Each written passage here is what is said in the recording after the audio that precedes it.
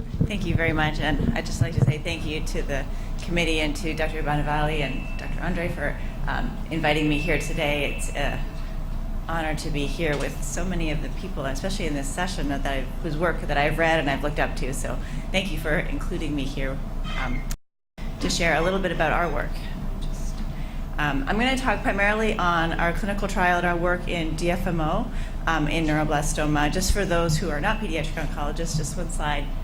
In neuroblastoma, it occurs in about 1 in 7,000 births. There's 2 peak incidents of neuroblastoma. The infants who are generally low or intermediate risk, whose tumor can regress on their own, and then those who are diagnosed generally between the ages of 3 and 5 that are the high-risk neuroblastoma, and that's the patient population that we're really going to focus on here.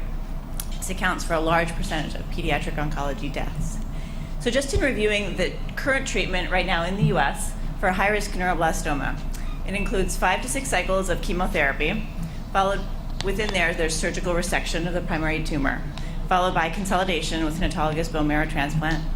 There's some discussion now as to whether it's going to be single transplant, double transplant, tandem, or inclusion of MIBG therapy, but right now there's single transplant.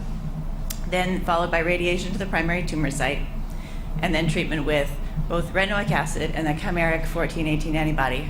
And these are the curves that show the clinical trial that showed the inclusion of antibody improved event-free survival and overall survival at 2 years, increasing from 46% event-free survival to 66% event-free survival.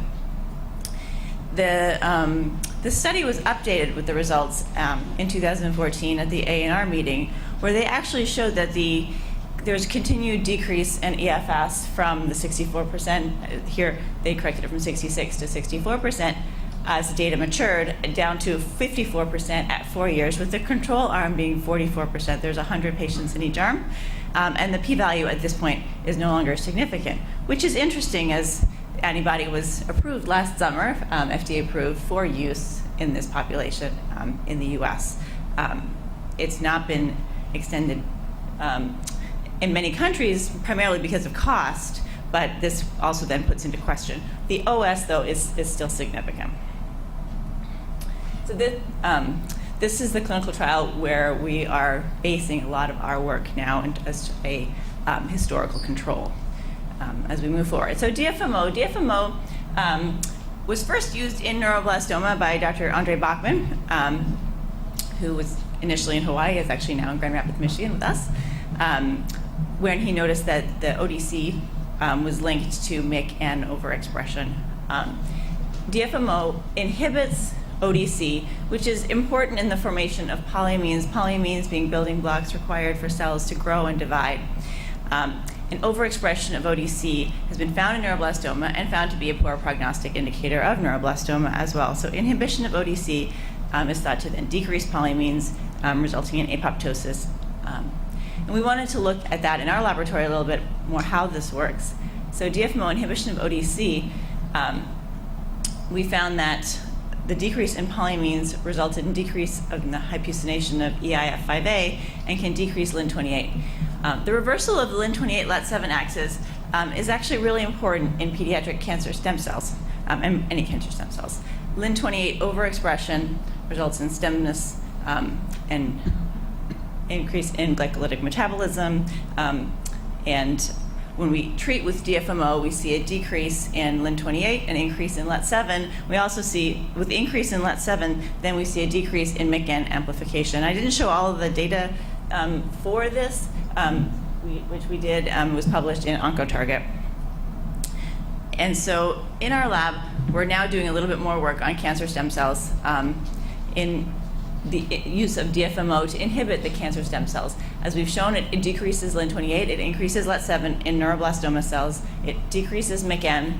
We've also shown, using PET scanning in our mice models, that it decreases glycolytic metabolism.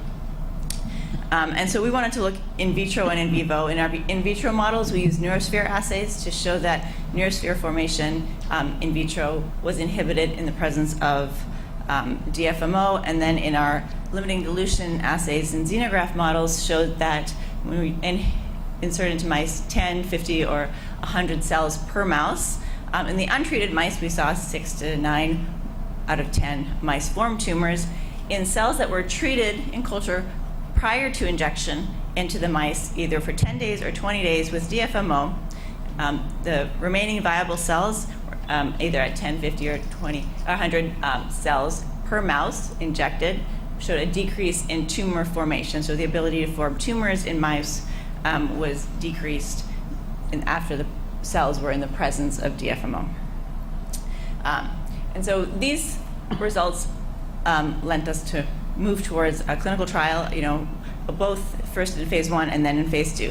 This work is done by a large group. I'm very happy to be here to present this work for you all today, but it's really a collaboration with a significant number of people that made this all happen. And so the NMTRC is a international with Raya in Lebanon and Nicolas in France as we move in different clinical trials. And these are the hospitals across the US. There's over 20 hospitals now that are participating in the various clinical trials.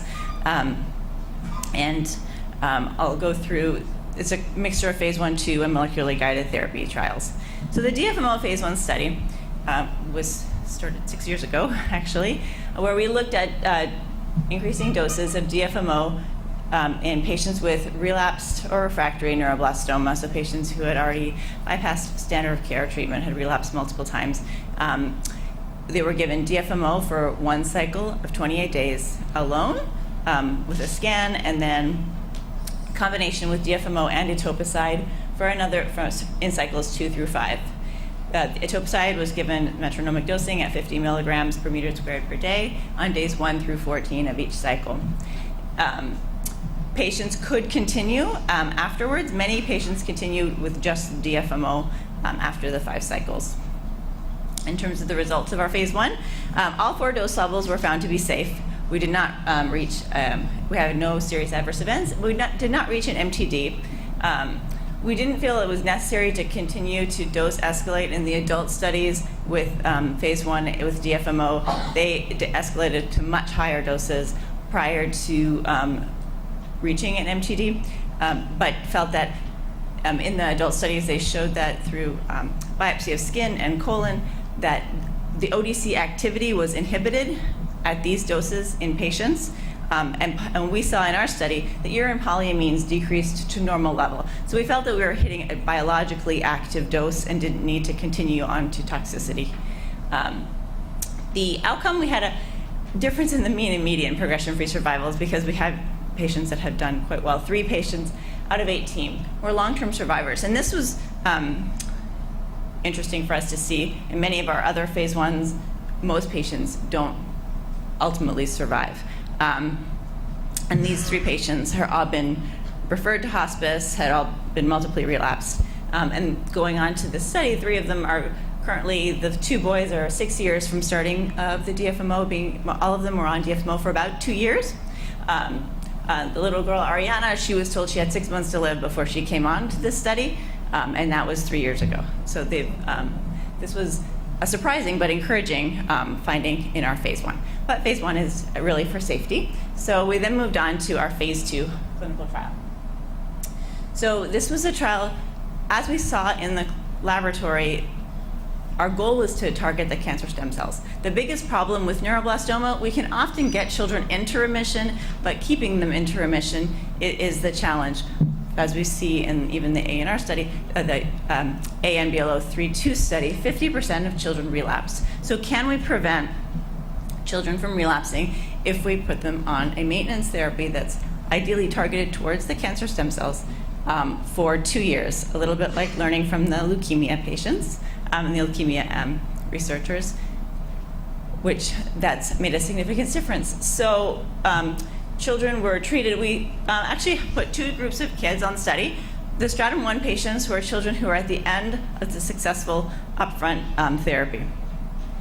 And within 120 days, needed to enroll and start DFMO therapy without having any progression or relapse in that time. The stratum 2 patients are patients who've relapsed or refractory, and then were able to achieve remission through some other form. In general, for us, those kids relapse again. Usually, the event-free survival of relapsed refractory neuroblastoma, once they've gotten into remission again, if we stop therapy, less than 10% are still in remission at 2 years. So we wanted to see if we could help that. So this is the study. The patients received chemo, surgery, transplant, radiation, antibody, and CSRA, and then DFMO for 2 years. During that 2 years, for safety, we did physical exams and labs, CBC, CMP monthly to watch for safety. And then evaluations. Scans were done every 3 months. It's actually every 3 months for the first year, and then at 6 months, the second year, we extended it. We changed it at the end. So patients are being monitored closely over those 2 years. During this study, I just wanted to mention that this is a 4-year study. We just finished, started in June of 2012, and we just closed it in February. After the first 2 years, the results were encouraging, very encouraging, such that we had very few relapses. And the drug company at that point wanted to close the clinical trial. We were purchasing the drug from the company, but they were going to stop selling the drug because they felt that the results were encouraging enough to stop and go on to a randomized clinical trial with placebo in this same patient population, which is challenging to do in pediatric oncology, and especially with other things going on in the United States in the Children's Oncology Group, this wasn't the focus. And so to actually start and complete a randomized phase 1, we know that the antibody study took over 10 years to complete. So we wanted to also, in talking with our statisticians, wanted to complete the study as planned, because we didn't feel that we had met statistical significance after 2 years and needed to continue to enroll. So the families of children with cancer in the US who were funding a lot of this work actually started their own drug company. I think this is just an encouraging thought in pediatrics going forward, that they were able to make their own, import the pure drug, have a company make a virtual pharmaceutical company essentially, create the tablets, have FDA approval, and we were able to work with the FDA very closely over a 2-month time period so that the study could continue. And we were able to transition to a new drug supplier. And the company is called KC Pharma. It stands for Kids Cure Pharma, and we're able to make the tablet at $1.30-ish a pill. So it's very reasonable in cost. And the goal for the parents who have started this company is really that if we don't expect any profit really, but if it were, it would go all back into pediatric cancer research. So this is a side note, because we talk about pharma a lot here. So the patients that enrolled on this study, so we've been able to complete and finish the trial as planned. These are pretty standard patient characteristics. What's interesting is in this patient population, we have a very high percentage of, so in the AMBL032 is much less than this, but high percentage of stage 4 neuroblastoma, which is a higher risk, so 92% stage 4, 45 amplified, again, amplified patients. And what was really interesting when we started looking at the data was we found that 80 out of patients were actually enrolled on AMBL032. So 80% of our patients were not only like that historical control, they were part of that historical control. So they had been treated through COG institutions, enrolled on the antibody study, and at the completion of the antibody study, essentially were randomized to get DFMO or receive DFMO because they were at one of our 20 sites, or the families had heard about it and chose to go there. So that gives us an interesting population to look at and in the analysis, which I'll talk a little bit about. So the overall, so we enrolled 100 patients, 101 patients, 99 of which met the intention to treat criteria. And it's been 4 years since the start of the study. The overall survival at 2 years, which was our endpoint, is 89%. Event-free survival is 89%. Overall survival is 99%.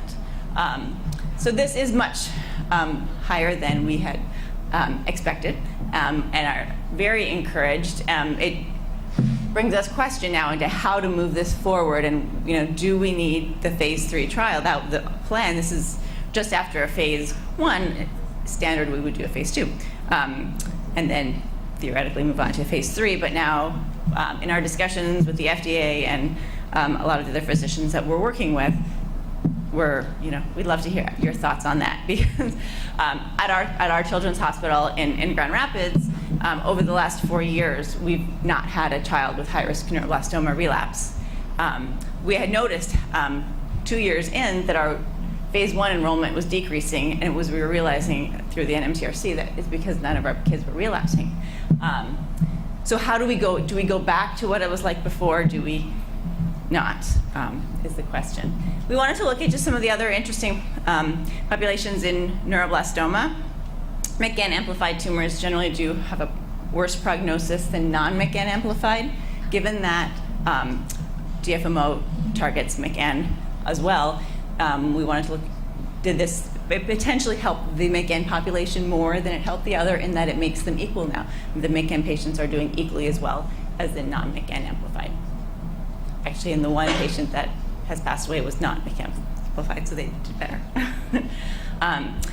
And then, are we looking at a patient population that could be a better risk population, and that's why we're seeing these results? Generally, the stage 4 over 12 months of age are the worst players, and so we wanted to look at those specifically, and we see, again, 91% overall survival, event-free survival of 91% in the stage 4 greater than 12 months. So even in the worst population in general for us, we do see positive results as well. But can we compare the subset that was enrolled on AMBL-032, those 80 patients, with published AMBL-032 results directly? This is a busy slide, but we basically took the AMBL-032 patient characteristics from Dr. Yu's published results and compared with our patients. I think I have a summary, yeah. So essentially, if we want, can I point? Oh, yeah. So the amplified population, we had 52% in this population, 52% of our patients were McGAN amplified, whereas 41% of the AMBL-032 published results. So we have more McGAN amplified. We have 90% of stage 4 versus 85% stage 4. So more McGAN amplified, stage 4 in terms of higher risk in regards to bias for our patient population. The patients who, in terms of their response to induction, whether they were CR-VGPR versus PR at the end of induction, is very similar. PRs, that she had 23%, we had 26%. So in terms of risk factor analysis and the comparison, the distribution of risk factors is similar in both groups. Our bias leans towards higher risk in our population with greater McGAN in stage 4. We had a few more, the less than 18 months was greater in our population, but most of ours that were less than 18 months were McGAN amplified. And then the tumor status was very similar with respect to CR, VGPR, and PR. So can we, this is my statistician slide, and the next one too, but can we, our patients enroll within 120 days of finishing the antibody study. During that 120 days on the antibody study, some patients will have relapsed. So how do we exactly match? And we have different time origins. So this looks at, let me see if I can show this. Okay, we want to look at the distribution of risk with time. And so on this axis, the patient population, about 50% will relapse, goes up to 80, at some point. But then there's 50% of patients here in the area under the curve here who won't relapse. And so over time, the population that's at risk is higher at the beginning. And as you go in time, the risk population decreases. Basically, when we look at, this is the AMBL-032 curve. Here, in green are when our patients started DFMO. There's a median at 7.1 months, but over that. So when we look for, our statistician looked for each specific patient from the start. For this patient, let's say that started here, they started here, and then for 2 years, we're on DFMO. And so the event-free survival for this subject, if we make this 100% to here, is the EFS for that particular patient. And if we recapitulate this for each patient to find what would the average, and this is his wonderful slide, that we need, so the average EFS over DFMO start times, for each patient, he can identify what the EFS for a similar 80 patients on AMBL032 during those start and stops, and it's approximately 75% at 2 years. So the average EFS for a patient population that was actually enrolled under the null hypothesis would be 75% at 2 years. So higher than the 66%, because we're excusing those patients that would have relapsed earlier, and the steepness of the curve is always highest at the beginning. So that would be about, so we want to do better than 75%. So if our statisticians then take the curve, the blue is the AMBL0032. If we look at the bottom, which would mean EFS at 1 year, 84, then 75, then 72. And if we take that patient population of our 80 patients, we see it's actually a 92% EFS at 2 years. And so significant with a p-value of 0.007 improvement over historical control. He did the same thing in a much more complicated way, actually, with overall survival, and showed that our EFS at our overall survival at 2 years is 98%, and the AMBL032 data using the same type of analysis would be about 91% at 2 years, and it is statistically significant as well. But could our NMTRC003 sample patient of those 80 be biased? There's a lot of possible ways a clinical trial can be biased. Risk factors, so different enrollment, depending on enrollment sites, the enrollment window, risk factors, as we've talked about, the observed risk factors in the patient population. Are they an equal patient population? The intention to treat, and screen failures, and then observations, the event definition and observation.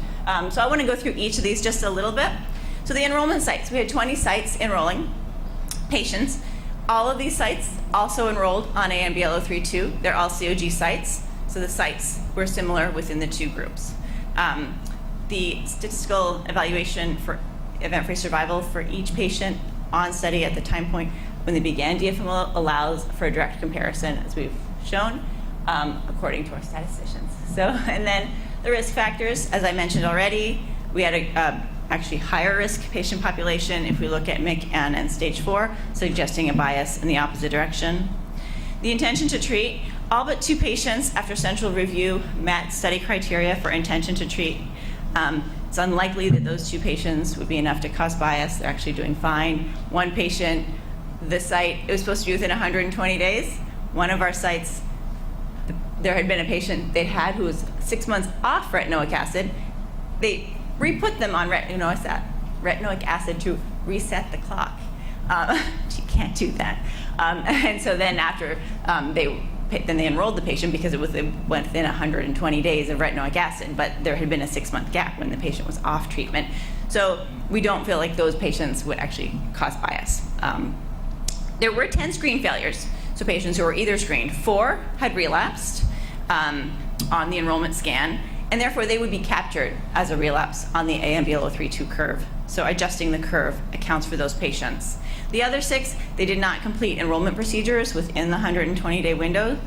And so it's potential, but it's unlikely to bias because those patients who didn't meet the enrollment procedure window are unlikely to have any greater or less relapse than any other patient.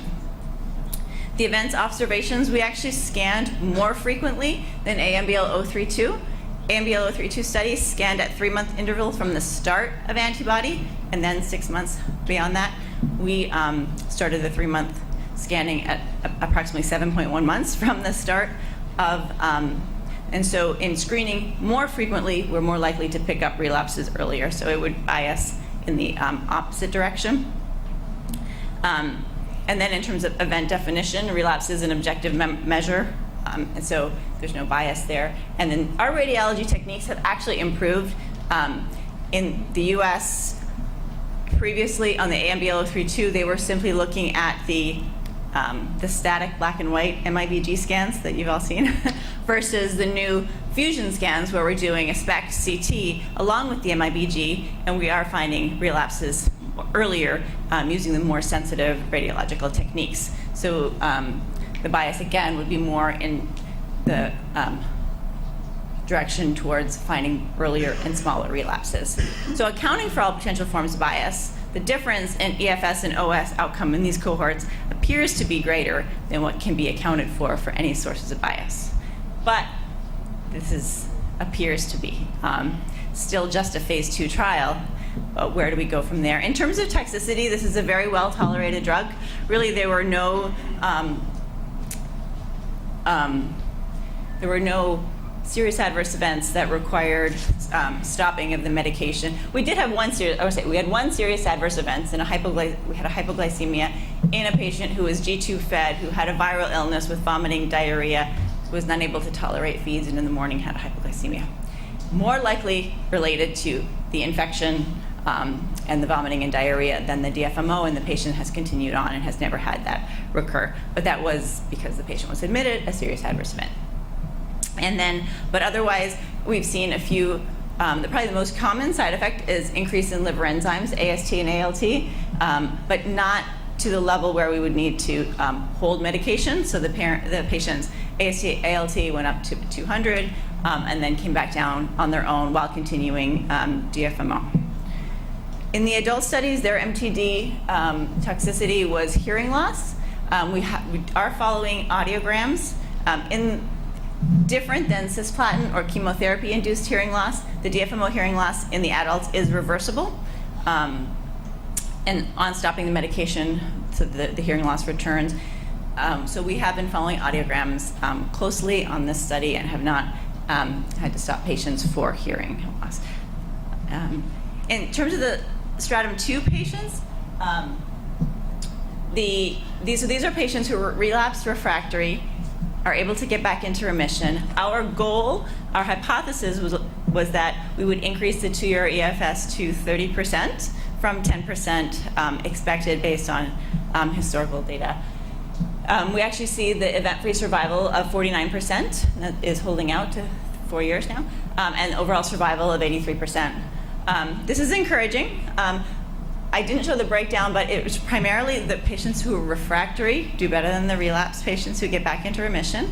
And so it was encouraging to see that if we can eventually get these children into remission and on a maintenance therapy, it's a potential that these patients can still be cured. So in summary, DFMO as a metronomic maintenance therapy in remission may improve survival in upfront high-risk neuroblastoma patients, as well as in relapsed refractory high-risk neuroblastoma patients. So in terms of future directions, we have been meeting with the FDA and trying to look at, how do we move this forward? Can we ethically go to a randomized phase 3 study? Is there enough of a patient population to do that? We are moving forward with a prospective study focusing the enrollment criteria to match exactly the AMBL-032 study, with additional PK and EKG monitoring that the FDA has required. They've asked us for, on all of our clinical trials, we've treated 174 patients with neuroblastoma with DFMO. They want to see at least 300 to 600 of safety data prior to approval of a medication. So, and they actually agreed with us that ethically it's a challenging population given these results, if we can replicate these results, to go and give a placebo. I mean, if we look at this patient population, if we're out at 4 years instead of 70% at 100%, that's 20 children's lives.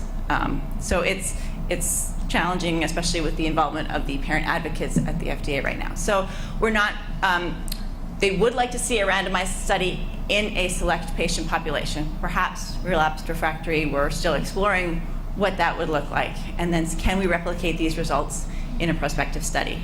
We've also initiated just this last fall a new pilot study for upfront high-risk neuroblastoma patients, where we are incorporating genomics at the beginning. So for our high-risk neuroblastoma patients now, when they are diagnosed at our NMTRC centers, a biopsy is sent to TGen for DNA and RNA sequencing. 2 cycles of cyclophosphamide and topotecan are done. Then the tumor board decides on adding one of 6. We've identified 6 agents incorporate into upfront for the following 4 cycles. They'll get their chemotherapy with 1 targeted agent. Okay, I'm done. Then they get transplant radiation, and then we are now bringing DFMO. There are still 12% of children that relapse during antibody, so can we stop those kids from relapsing? So the kids will be getting DFMO in combination with antibody and retinoic acid, and then DFMO for 2 years. Our first patient to get the DFMO with antibody will be this month, so we're really excited about that. So is there a potential for collaboration? I've been having some wonderful conversations over the last 2 days. It's been really exciting to be here, and maybe we can talk about this at the panel discussion, but could there be a study designed after chemotherapy with or without transplant to follow with DFMO and just retinoic acid? Since anybody's not here, and given the results we're seeing in the US, antibody might not be necessary. As the curves are not significant in long term. This is a drug that has minimal toxicity, doesn't need to worry about sepsis or transfusions, and so may be able to be used. And you guys see 40 high-risk neuroblastoma patients a year just here at TADA. So it would be great to see if we could help some of those kids. So thank you. I'll stop there. Thank you very much.